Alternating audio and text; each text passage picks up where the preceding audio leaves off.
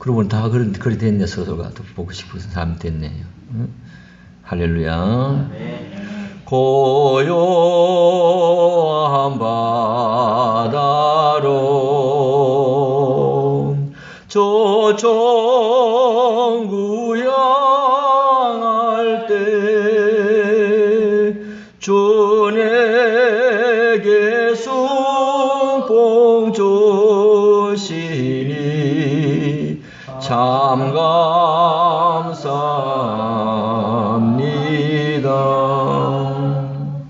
이 세상 고락간 주 뜻을 본받고 내 몸이 의지 없을 때 그 믿음 주소서. 한 번 더 부를까요? 고요한 바다로 조종구양할 때 주 내게 순봉 주시니 참 감사합니다. 이 세상 고락간 이 세상 고락간 주 뜻을 본받고 내 몸이 의지 없을 때 그 믿음 주소서. 할렐루야. 우리가 살아가면서 남을 비판하지 않으면 좋은 걸 알면서도 비판해야 하네요. 비판하지요. 근데 누가 나를 비판하면 기분이 좋아요, 나빠요? 나빠요. 근데 희한하게도 내가 남을 비판하는 경우가 종종 있습니다. 우리가 사는 시대는 조그마한 비판부터 큰 비판까지 비판의 홍수 속에 살고 있습니다. 뉴스를 들어도 그렇고 신문을 보아도 그렇습니다. 이것은 잘 됐다, 아니면 이것은 못됐다, 꼭 평가를 해야만 시원하고 소위 여론이라고 하는 것에 너무도 민감한 우리의 모습을 볼 수 있는 거예요. 심지어 병원 다녀와도 의료진이 잘했나 못했나 묻지, 그죠? 자동적 원칙화도 그렇고 물건 사도 그렇고 설문조사합니다. 저는 설문조사할 때마다 모든 다 만점 줍니다. 얼마나 그 분들이 수고 많이 했잖아, 그죠? 서비스가 어땠는가를 묻는 그런 비판을 해달라고 하는 걸 볼 때 참 때로는 안타까운 면이에요. 그들이 피지땀을 흘리면서 냉장고 옮기는 거 보면서 저는 참 고맙습니다. 그런 적이 있거든요. 오늘 본문은 뭐냐면 당시 유대사를 지배하고 있던 악습에 대한 경계 말씀을 당시 유대 사회에서 껄핏하면 율법과 자신들이 만든 종교 계율로 이웃을 비판하고 정죄하는 나쁜 사회적 풍조가 만연했습니다. 그래서 예수님께서는 그 비판 풍조에 물드는 의식을 버릴 것을 강조한 내용의 말씀이에요. 그래서 오늘 남을 비판하는 제목으로 말씀을 들을 때에 큰 은혜가 있으시기를 축복합니다. 그러면 첫째로 남을 비판하는 자는 비판을 받지 않기 위해서 비판하지 말아야 합니다. 뭐라고요? 네, 비판을 받지 않기 위해서는 뭐 하지 말아라? 남을 비판하지 말아라는 거예요. 한번 볼게요. 1절에 보세요. 1절에 보면은 비판을 받지 않거든 비판하지 말라. 그러니까 우리가 살아가면서 남을 비판할 경우가 참 많아요. 근데 비판을 받고는 싶지 않아요. 그러면 비판 안 받으려면 남을 뭐 하지 말아라? 비판하지 말라는 거예요. 여기 본문의 비판이라고 하는 말은 헬라어의 크리노라는 말의 번역인데요. 이는 무슨 말이냐면 근본적으로 사람을 구분하고 구별하기 위해서 정죄하고 비난하고 비판하고 나누는 것을 의미하는 겁니다. 그러니까 좋은 게 아니지요. 정죄하고 비난하고 비판하고 나누는 것이니까요. 다시 말해서 자신의 거룩함, 분별됨을 강조하기 위해서 타인을 비판하는 걸 뜻하는 거예요. 다시 말해서 내가 그만큼 낫다고 하는 걸 무연중에 나타내는 거죠. 근데 오늘 말씀 속에는 뭐냐면 비판이 익숙한 우리에게 남을 비판하지 말아라는 거죠. 그러면 너도 비판을 당하지 아니한다는 거예요. 예수님은 뭐냐면 우리 속을 꿰뚫어 보고 계시는 겁니다. 언제 어느 상황에 우리 생각이 늘 공격적으로 남을 비판하는 성향이 있다는 사실을 아신 거예요. 그 문제는 뭐냐면 긍정과 칭찬의 비판이 아니라 부정적이고 인신공격적인 비판을 염두에 두고 있다는 겁니다. 우리 한번 가만히 보세요. 우리가 비판할 때에 긍정적이고 칭찬의 비판이 많았는가? 아니면 부정적이고 인신공격이 많았는가? 부정적이고 인신공격. 그렇죠. 좋은 것보다는 나쁜 것을 더 비판하는 거예요. 그걸 주님이 아신 거예요. 다시 말하면 우리 안에 남을 비판할 때 칭찬과 격려가 따르는 긍정적인 비판보다는 판단과 정죄가 따르는 심판의 비판이 훨씬 더 자리를 차지하고 있는 거예요. 무슨 이야기로 같은 교회 안에 예배드리면서 옆 사람을 보면서 맨 먼저 마음속 흘러나오는 내용이 뭐냐면 왜 저분은 저럴까? 왜 옷차림이 저럴까? 응? 오늘도 애들 자랑만 하네? 혼자 신앙생활 잘하는 척하네? 이렇게 우리는 생각을 하는 경우가 있다는 거죠. 그러니까 하나님을 바라보지 못하게 되면은 혼자 판단하고 혼자 정죄하고 이미 심판까지 다 해버린다는 사실입니다. 그래 많은 심판은 뭐냐면 결국 우리 안에 즐거움을 빼앗아 가버리고 만다는 거예요. 그런데 우리가 하는 이런 비판은 궁극적으로 생각해보면 무서운 겁니다. 여기서 나오는 심판이라고 하는 단어가 바로 마지막 날에 주님 앞에서 우리에게 동일하게 적용되기 때문에 그런 거예요. 마태복음 13장 38절 39절을 보니까 사람이 무슨 무익한 말을 하든지 심판날에 이에 대하여 신문을 받으리니 내 말로 어렵다함을 받고 내 말로 정죄함을 받으리라고 말씀하셨습니다. 바로 주님께서 뭐냐면 우리가 쉽게 했던 판단과 정죄로 동일하게 우리를 비판하고 계신다는 말씀이에요. 그래서 너희 비판하는 그 비판은 너희가 비판을 받을 거기 때문에 남을 비판하지 말라고 하는 거예요. 오늘 여러분 남이 내 비판받기 싫지 그죠? 그러시다면 남을 비판하지 않기를 축복합니다. 우리가 이런 판단을 할 때에 우리는 좀 더 긍정적인 삶을 살아갈 수 있는 거예요. 다시 말해서 내가 싫으면은 상대방도 뭐예요? 싫은 거예요. 근데 사람들은 남을 비판하기를 좋아하는 거죠.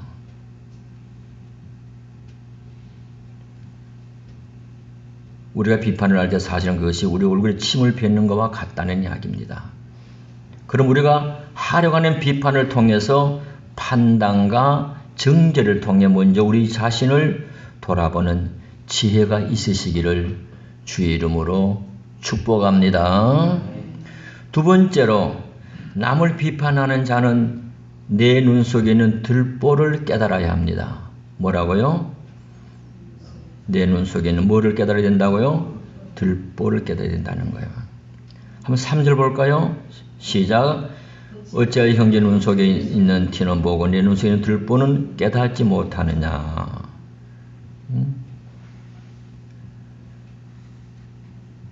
예수님 뭐냐면 이웃 눈에서 티를 찾는 사람은 자신의 눈에 뭐가 있다는 사실을 깨달으라는 거죠. 들보던 사실을 깨달으라는 거예요. 자신에게는 들보가 있는데 그걸 모르고 있다는 거예요. 그러면 들보는 뭘까요? 옛날 집의 기초가 되는 대들보를 가리키는 겁니다. 그리고 티라고 하는 것은 그 큰 통나무에서 벗겨 떨어지는 자그마한 나무 껍질을 의미하는 거예요. 그러면 들보가 커요? 티가 커요? 들보가 크죠. 자신에게 들보와 같은 큰 단점과 죄가 있음을 알지 못하고 오히려 이웃의 작은 허물을 보고 그것을 정죄하고 비판하는 자들의 모습을 예수님이 지적하신 거예요.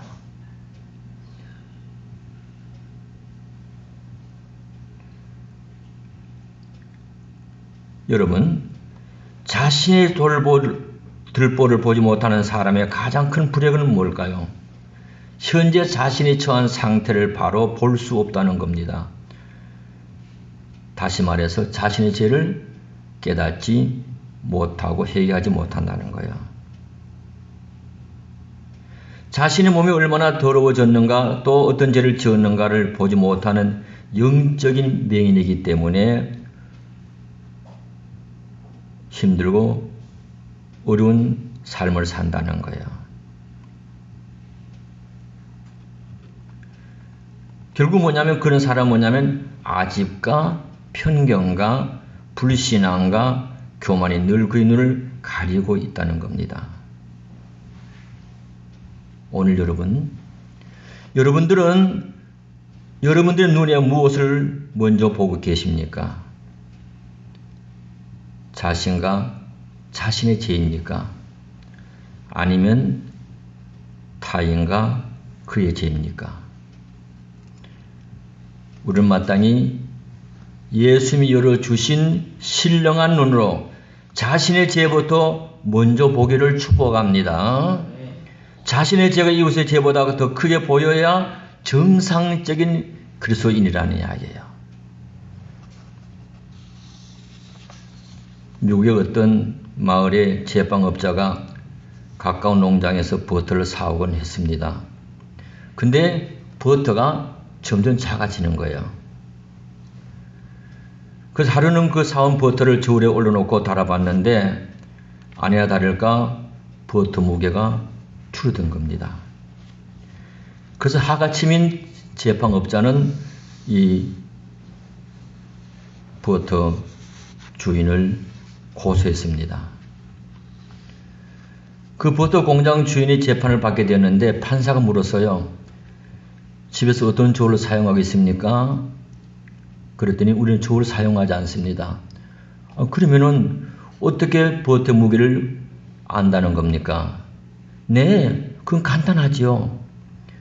1파운드짜리 빵의 무게와 같게 만듭니다. 그럼 그 1파운드짜리 빵은 어디서 사오는 거예요? 그러자 버터 공장 주인은 고선을 가리키면서 우리는 늘 저 제빵업자에게 사다 먹습니다. 결국 뭐예요? 누구 잘못이에요? 빵의 주인의 잘못이지요. 그것도 모르고 버터 만드는 사람이 잘못했다는 거죠. 오늘 잘못하면 우리가 이 모습이 될 수 있다는 이야기예요. 문제 시작은 바로 나인데 자꾸 남의 탓으로 돌리려고 하는 우리에게 예수님께서 말씀하셨잖아요. 어찌하여 내 눈 속에 있는 들보는 깨닫지 못하느냐. 제발 그것 좀 먼저 보라는 거예요. 그러므로 지금 내 눈의 초점은 어디에 맞추어져 있고 무엇을 먼저 발견하고 있는가 항상 스스로 깨닫는 여러분들 되기를 주의 이름으로 축복합니다. 그 다음 마지막 세 번째로 남을 비판하는 자는 내 눈 속에 들보를 빼고 남의 눈 속에 티를 빼야 된다는 겁니다. 5절이죠? 네, 같이 볼까요? 시작. 외식하는 자의 먼저 내 눈 속에 들보를 빼어라. 그 후에야 밝히 보고 형제 눈 속에서 티를 빼리라. 그랬습니다. 그러니까 내 눈 속에 들보를 빼라고 하셨는데 사실 내 눈 속에 들보는 스스로 볼 수 있어요? 없어요? 없습니다. 없습니다.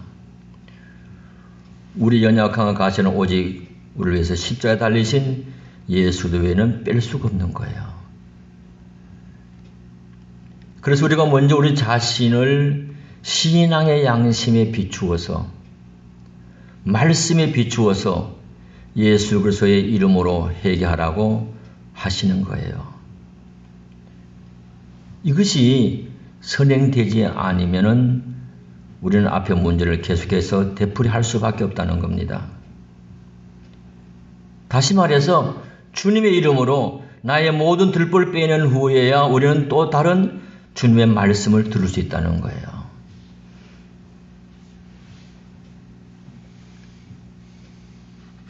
어떤 사람이 억울한 누명을 쓰고 사형수가 됐습니다. 사형 집행하는 날이 다가오자 집행관이 그게 물었거든요. 하고 싶은 말 있으면 하세요. 마지막에 기회를 주거든요. 그러자 그는 뭐냐면 임금님에게 드릴 것이 하나 있습니다. 제가 직접 임금님에게 드리게 해 주십시오. 간청을 했어요. 이 말을 듣고 임금이 전하니까 죽을 사람의 소원도 들어주는데 그러면서 임금님이 직접 사형수에게 왔습니다. 사형수는 소를 깊숙한 곳에서 금덩어리 하나를 끄집어냈습니다. 임금님, 이것은 아주 귀한 금덩어리입니다.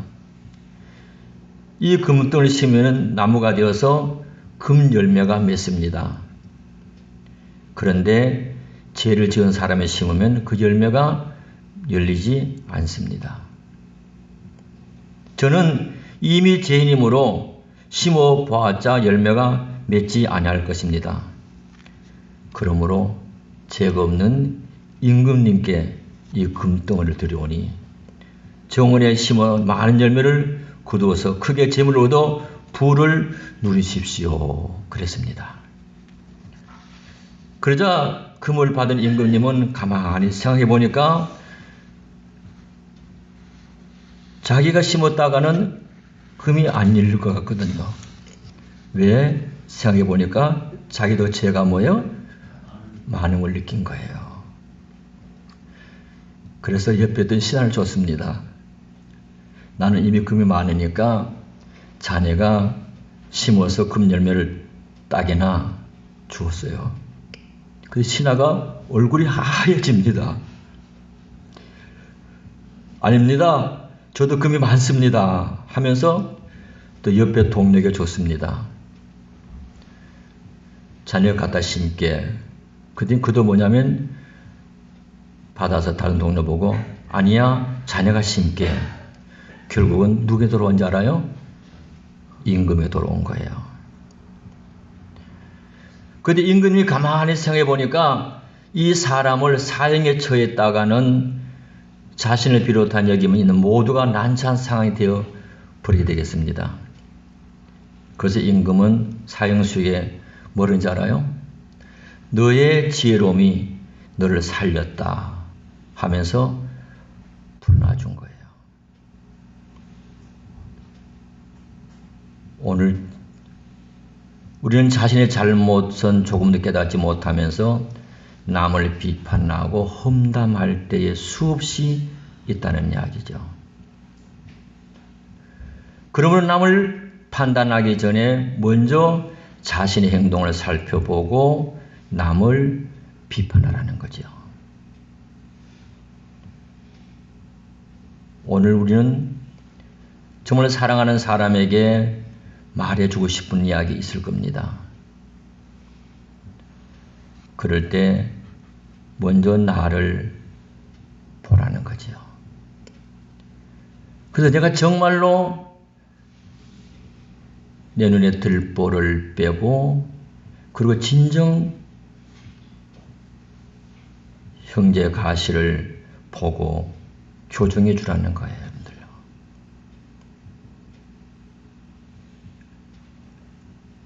사랑하는 여러분들, 여러분들은 자신의 눈이 밝아진 후에 분명 형제의 가시를 보고 그것을 교정해 주는 마음이 있으시기를 축복합니다.